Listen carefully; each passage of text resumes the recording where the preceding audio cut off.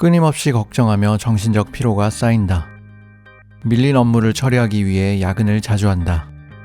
초조하고 불안한 상태에 있으면 자신도 모르게 주변 사람한테 화를 낸다. 이런 상태가 지속되고 있다면 여러분은 마음 놓침 상태입니다. 마음 놓침이란 지금 여기에 마음이 없다는 걸 의미합니다.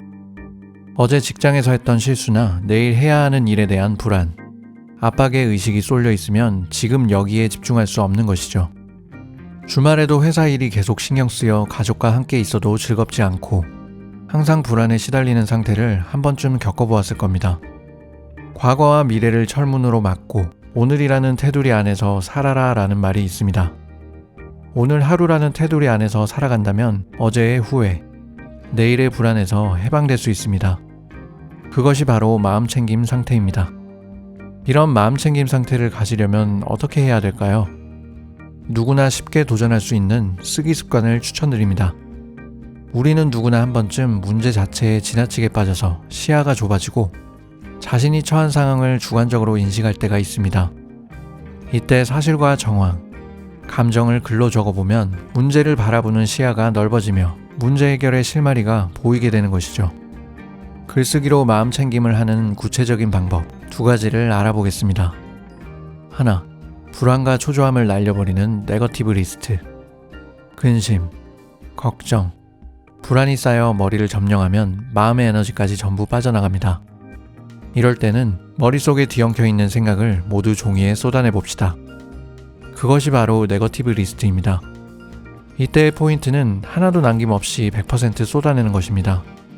전부 꺼내놓으면 이것저것 생각할 필요가 없어지는 것이죠. 어렴풋하게 보이던 문제의 구체적인 윤곽이 드러나므로 마음이 한결 가벼워집니다. 문제가 뭔지 얼추 파악되었기 때문에 이제 해결책을 찾는 단계로 나아갈 수 있습니다. 답답했던 마음이 후련해질 때까지 30에서 50개 정도 적어봅시다.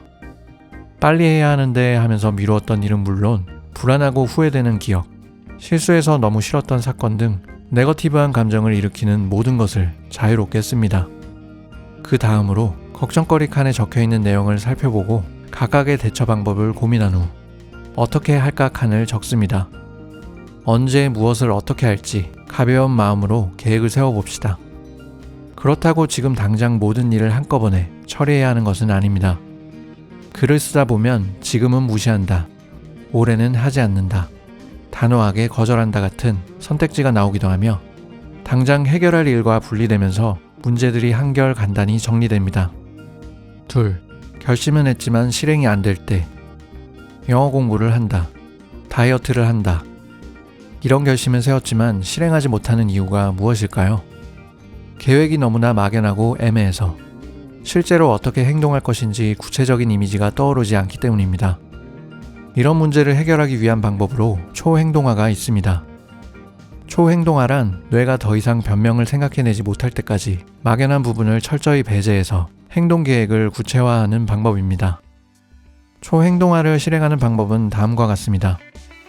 다이어트를 한다 해서 출근 전 집 근처 헬스장에 들러 내 몸에 맞는 다이어트 방법에 대해 상담받은 후 등록한다로 해야 할 행동을 정확히 결정합니다. 그리고 일주일에 2번, 화요일과 목요일 점심시간을 이용해 운동한다로 행동 타이밍을 결정합니다. 매일 30분, 최소 일주일에 2번은 꼭 헬스장을 방문한다처럼 정량화, 수치화합니다. 이런 일련의 과정을 거친 후 베이비 스텝을 시도해봅니다. 글로 쓴 구체화된 목록을 실제 행동으로 옮기기까지 마음이 매우 무거운데 아주 실천하기 쉬운 일을 해보는 것입니다. 예를 들어 점심 식사를 마치고 헬스장을 가든 가지 않든 일단 운동복으로 갈아입는 것. 이것이 베이비 스텝입니다. 습관적으로 미루고 흐지부지했던 일들을 글로써 구체화하고 베이비 스텝으로 실행해보면 안 좋은 버릇을 단숨에 고쳐주는 강력한 해결책이 되어줄 것입니다. 쓴다 쓰는 대로 된다는 인생을 바꾸는 가장 쉽고 극적인 방법이 쓰기라고 이야기합니다.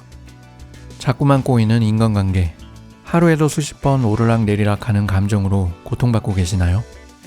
시간과 장소에 구애받지 않고 쉽게 실천할 수 있는 쓰기는 복잡한 머릿속을 정리해서 마음챙김 상태에 도달해 인생의 선순환을 가져온다고 저자는 말합니다.